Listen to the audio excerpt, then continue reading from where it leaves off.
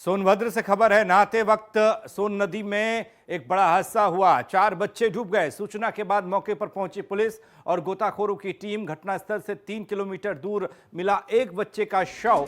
बाकी 3 बच्चों की तलाश कर रही है पुलिस। गोताखोरों की टीम जुगैल थाना क्षेत्र के कुराड़ी देवी इलाके की ये घटना है, जहां बच्चों के नदी में डूबने से हड़कंप मच गया। 3 किलोमीटर दूर मिला एक बच्चे का शव घटनास्थल से। बाकी 3 बच्चों की तलाश अभी भी जारी है। गोताखोरों की टीम तलाश रही है। जुगैन थाना क्षेत्र के कुराड़ी देवी मंदिर की ये घटना। सोनभद्र से खबर। नहाते वक्त हादसा हुआ। सोन नदी में 4 बच्चे डूब गए। सूचना के बाद मौके पर पहुंची पुलिस और गोताखोरों की टीम। घटनास्थल से 3 किलोमीटर दूर मिला एक बच्चे का शव, लेकिन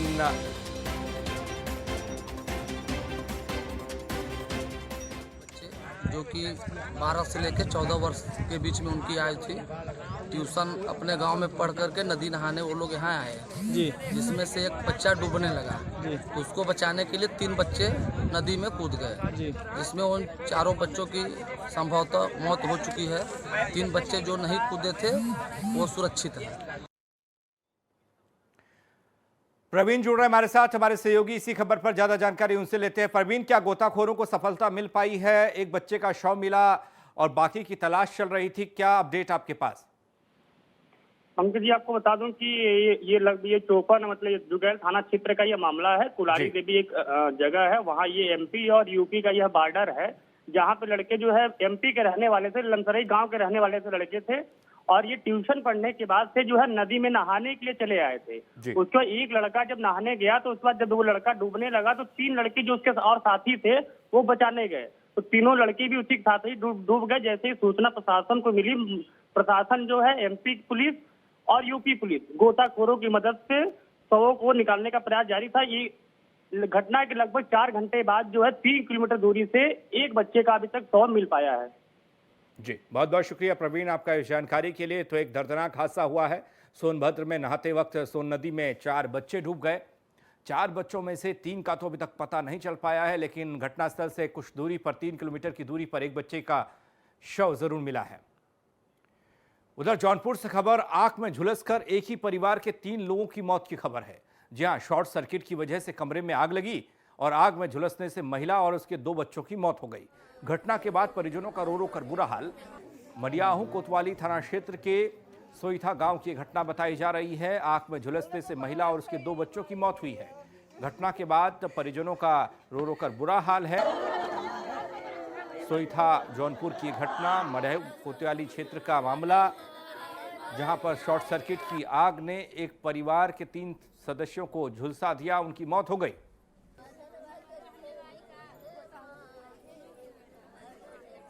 तो यहाँ आकर के हमने देखा है कि बिजली से शॉर्ट सर्किट हो गया है और यहाँ पर एक लेडी और उसके 2 बच्चों की डेथ हो गई है। इसके लिए अभी मैंने नायब तहसीलदार को कहा है कि जो माननीय मुख्यमंत्री दुर्घटना बीमा योजना है जी, तो ये अभी उसमें देख लेंगे, जांच करा लेंगे, तो उसका जो भी लाभ है वो इनको दिया जाएगा। तो शॉर्ट सर्किट की वजह से कमरे में लगी आग और इस आग में एक मां और उसके 2 बच्चे झुलस गए, उनकी मौत हो गई। आग बुझाने की तमाम कोशिशें की गई, लेकिन आग इतनी भयावह थी कि 3 लोगों को बचाया नहीं जा सका। घटना के बाद परिजनों का रो रो कर बुरा हाल है। जौनपुर से खबर आपको बता रहे हैं। मडियाहू कोतवाली थाना क्षेत्र का ये मामला, जहां आग में झुलसकर एक ही परिवार के 3 लोगों की मौत हो गई, जिसमें एक महिला और 2 बच्चे शामिल हैं। विश्व प्रकाश जुड़ रहे हमारे साथ, हमारे सहयोगी। विश्व प्रकाश, समझना चाहेंगे आपसे, एक शॉर्ट सर्किट महज एक हादसा था या फिर कुछ और? क्या कुछ पुलिस या जांच कह रही है? हाँ पंकज जी, आपको बता दें कि ये मडियाहू कोतवाली थाना क्षेत्र के सोईथा दलित बस्ती का मामला है, जहां दोपहर में शॉर्ट सर्किट से ही आग लगी है। पुलिस इस पूरी घटना की जानकारी ली है और पुलिस की तरफ से भी कहा जा रहा है कि पूरी घटना शॉर्ट सर्किट के कारण हुई है, क्योंकि परिजनों द्वारा अभी कोई इस तरह की कोई तहरीर नहीं दी गई है कि कोई घटना या किसी ने जानबूझ इस तरह की घटना किया हो। परिजनों का भी कहना है कि शॉर्ट सर्किट से ही आग लगी है, क्योंकि दोपहर में खाना खाने के बाद सविता अपने बच्चों के साथ घर में सोने गई थी और उसका कूलर चल रहा था। देहात होने के कारण अक्सर लाइट तेज और ज्यादा हो जाया करती है, जिस कारण अचानक ये हादसा हुआ और उसमें सरिता और उसके 2 बच्चे झुलस गए। हालांकि मौके पे बूढ़ी माँ घर में थी, सास माँ और पहुंची तब तक पूरा कमरा जल चुका था। जी, बहुत बहुत शुक्रिया आपका विश्व प्रकाश इस जानकारी के लिए। तो शॉर्ट सर्किट की आग ने एक कमरे को अपने आगोश। महोबा जनपद में स्वास्थ्य महकमे की बड़ी लापरवाही देखने को मिली है, जहां पर नसबंदी कराने के लिए आई महिला की नसबंदी करने के दौरान मौत हो गई। परिजनों ने डॉक्टर पर अब लापरवाही का आरोप लगाया है और कार्रवाई की मांग परिजन कर रहे हैं। खबर महोबा से है, जहां नसबंदी कराने आई महिला की मौत हो गई।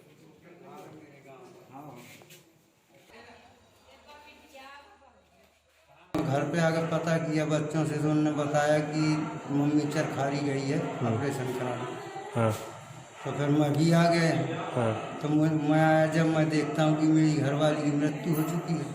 हाँ। तो मुझे बोल रहे कि इसको महोबा ले जाओ। तो मैंने डॉक्टरों से कहा कि अब मैं इसको कहाँ ले जाऊँ, मैं गरीब आदमी, 1 रुपया नहीं मेरे पास, मैं कैसे ले जाऊँगा। तो वो लोग बोले जाओ, तो तुम ले नहीं जाना तो बाहर जाओ। तो मैं बाहर चला गया, तब तक वो लोग महोबा लेके चले गए। देश में हो रहे निजीकरण, कर्मचारियों की छटनी और 3 अध्यादेशों के विरोध में आज बागपत जिले में किसान उदय अभियान भारत के तत्वाधान में किसानों ने केंद्र सरकार के खिलाफ प्रदर्शन करते हुए अपनी मांग रखी। आपको बता दें कि बड़ौद तहसील क्षेत्र के बावली गांव में किसान सत्याग्रह शुरू हुआ है, लेकिन सूचना पाकर मौके पर पहुंची पुलिस ने सत्याग्रह पर बैठे किसानों को वहां से उठाकर चेतावनी देते हुए घर भेज दिया। वहीं प्रदर्शनकारियों का कहना है कि सरकार उनके साथ न्याय नहीं कर रही है, जिस वजह से वो सड़क पर आ गए।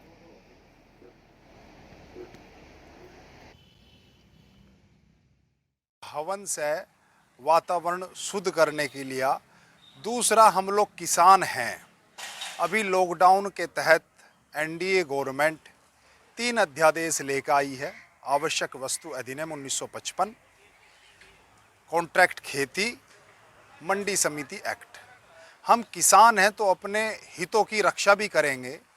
जो एक्ट एनडीए गवर्नमेंट लेके आई है, उसके लिए किसानों को जागरूक कर रहे हैं।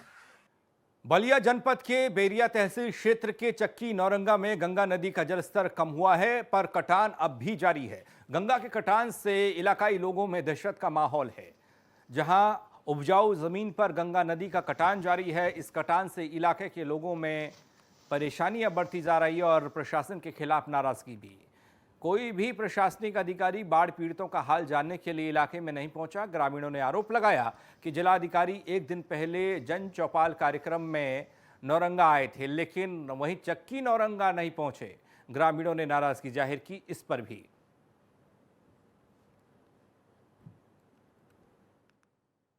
यहाँ पर बहुत तेजी से गंगा का कटान चल रहा है, जो हमारे गांव के बहुत ही नज़दीक आ चुका है।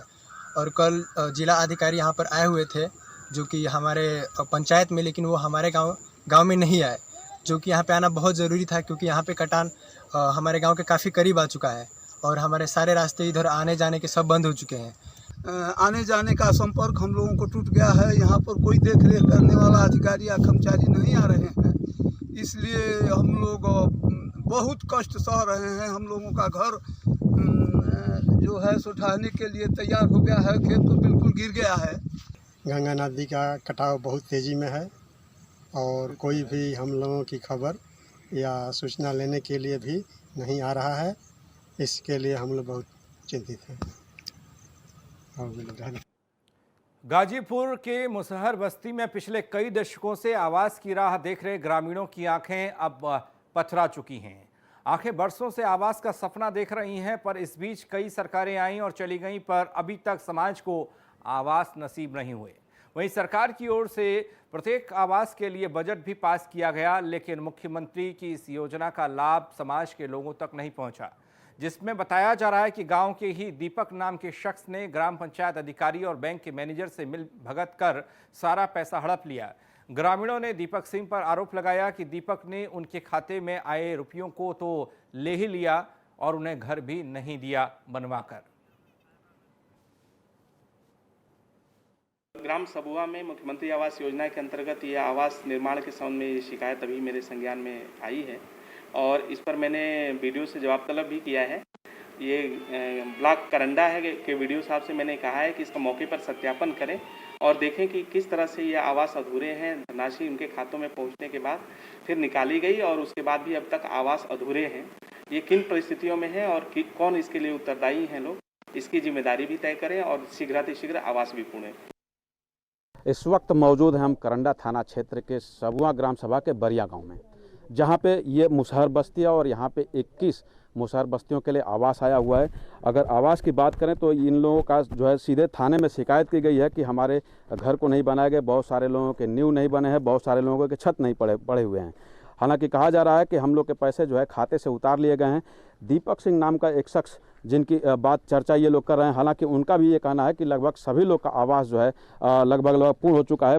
85 आवास जो है इस ग्राम सभा में आए हुए हैं और 85 ग्राम सभा के साथ साथ ही बहुत सारे लोगों के आवास बन भी चुके हैं। लेकिन इस बस्ती की अगर बात की जाए तो इस बस्ती में बहुत सारे ऐसे छत हैं, घर हैं जिसके छत नहीं पड़े हुए हैं और बहुत सारे ऐसे आवास हैं जिनकी अभी तक नींव भी नहीं पड़ी हुई है। और सरकार की 1,20,000 का जो रकम राशि आई हुई है इन लोगों के खाते से वो उतारने की बात कही जा रही है।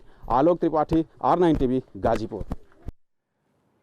खबर उन्नाव से है, जहां एक विवाहित महिला को उसके ससुराल वालों ने जान से मारने की कोशिश की। महिला का पहले गला दबाया गया, उसके बाद उसे जिंदा जलाने की कोशिश। हालांकि महिला की जान बच गई, लेकिन उसकी हालत गंभीर बनी हुई है। पीड़ित महिला के परिजनों ने दहेज की मांग पूरी न होने पर इस हत्याकांड की कोशिश की शिकायत दर्ज कराई है। ताजा मामला उन्नाव के गांव रसूलपुर का है, जहां आग से बुरी तरह से झुलसी एक विवाहिता को उसके भाई ने जिले के CHC पर भर्ती करवाया। महिला की हालत गंभीर होने की वजह से उसे जिला अस्पताल रेफर कर दिया गया। महिला और उसके भाई ने ससुराल पक्ष पर आग लगाकर जलाने का आरोप लगाया है। बांगरमऊ कोतवाली क्षेत्र के गांव रसूलपुर की निवासी विवाहिता रानी ने अपने ससुराल वालों पर जान से मारने का आरोप लगाया है। पीड़िता की सूचना पर मौके पर पहुंचे भाई अमित ने उसे अस्पताल में भर्ती कराया। सर हमको गाली मेरे दे रहे थे। कौन? सास ससुर। हमने बोल दिया तुमको बहुत मारा पीटा, बहुत जीना मुश्किल कर रखा है। आए दिन ये मतलब मारते हैं और पीटते हैं। एक बार हमने एप्लीकेशन दी थी थाने में। कहाँ, कौन से थाने में? बेटा थाने में। तो वहाँ पे मतलब सुबह शाम में हो गया था, फिर भी ये लोग मतलब मारते थे। किस वजह से मारते हैं? सर जी हमें ये दहेज की वजह से। आज इसकी सास और उनके हस्बैंड सभी लोगों ने पहले मारा, फिर उसके बाद में मतलब सब लोग निकल गए ड्यूटी के लिए। ड्यूटी के बाद में सास अपने घर चला के इनकी साड़ी ऐसे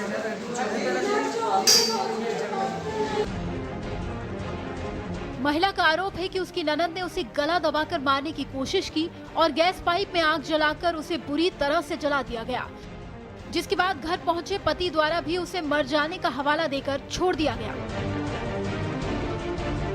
फिलहाल पीड़ित महिला के परिजनों की तरफ से ससुराल पक्ष पर दहेज की मांग पूरी न कर पाने की वजह से उसे मार देने की नीयत से जलाने का आरोप लगाया गया है। साथ ही पुलिस में दहेज की धाराओं में मामला भी दर्ज कराया गया है। Bureau report, R9 TV, Uttar Pradesh, Uttarakhand. UP के सिद्धार्थनगर के गांव महादेवा बाजार में स्वास्थ्य विभाग का उपकेंद्र बना हुआ है। लगभग 2 साल से इस केंद्र का ताला नहीं खुला, तस्वीरें बयां कर रही हैं। चारों तरफ गंदगी का अंबार है, उसके सिवा कुछ नहीं। उपकेंद्र के दरवाजे को देखकर यह लगता है कि यह दरवाजा कोई खोलने वाला है नहीं। दरवाजे पर गंदगी का अंबार साफ तौर पर। उपकेंद्र की बाउंड्री वॉल भी टूटी हुई है। यहाँ का आधा हैंडपंप जमीन के अंदर है तो आधा बाहर है। आप तस्वीरों के जरिए देख भी सकते हैं और ऐसा लगता है कि इस्तेमाल हुआ नहीं सेंटर का कभी, और खामियाजा उठाना पड़ता है स्थानीय लोगों को। ग्रामीणों को 10 किलोमीटर दूर अपने इलाज के लिए उन्हें जाना पड़ता है।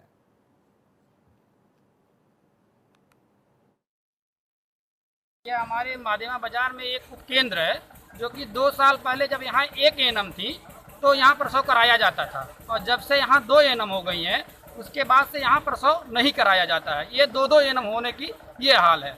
और ये 15 से 20 हज़ार की आबादी हमारी है।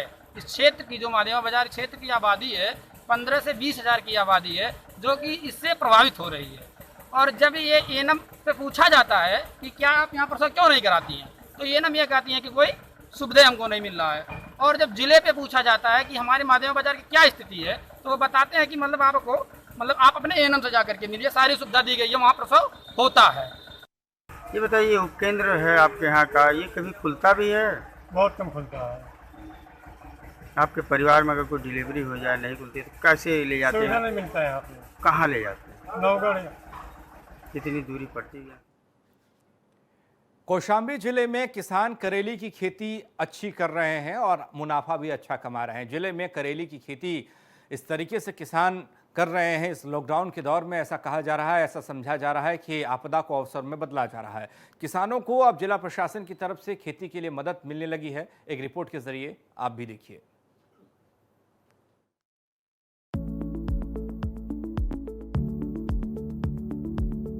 यूं तो करेले का स्वाद हर किसी को नहीं भाता, लेकिन अपने अंदर औषधीय गुणों को समेटे यही कड़वा करेला किसानों की जिंदगी में मिठास घोल रहा है।